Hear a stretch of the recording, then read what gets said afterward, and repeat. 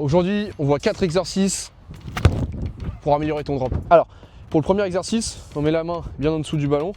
Je vais venir ici, lâcher le ballon et récupérer. Il faut que le ballon, il tombe à chaque fois dans l'axe. Ici, on travaille juste le lâcher de ballon. Vous voyez, là, il est parti sur le côté parce que je l'ai lâché un peu incliné. Regardez, si je refais ça, hop, il part sur le côté. Du coup, j'aurai du mal à garder un alignement constant et à rentrer dans ma frappe. Donc, je viens répéter juste le lâcher du ballon.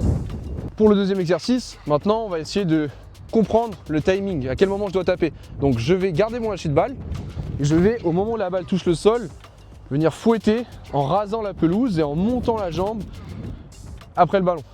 On répète ça plusieurs fois. Je viens lâcher et je fouette. Je lâche et je fouette.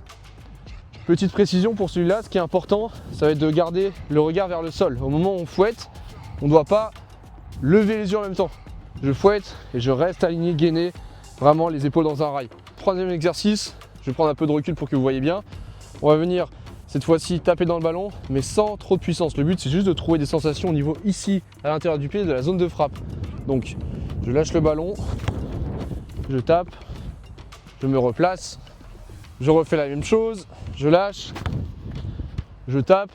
Et à chaque fois, il faut que vous essayiez vraiment de finir dans un axe. Vous voyez, je marche vers ma cible, je traverse ma frappe et je commence à sentir que le rebond du ballon est vraiment en même temps que ma frappe. Pour le dernier exercice, maintenant, on va essayer de monter un peu notre frappe. Évidemment, c'est ce qui nous intéresse. Donc, je vais prendre la barre transversale et je vais essayer de me faire des allers-retours vraiment de part et d'autre à chaque fois en drop, sans forcément récupérer le ballon. Il faut juste passer au-dessus, sentir qu'on est en maîtrise de la frappe et au niveau de la trajectoire. On va récupérer la balle de l'autre côté et on enchaîne. Si la vidéo t'a plu et qu'elle t'a aidé, n'hésite pas à mettre un like pour nous soutenir.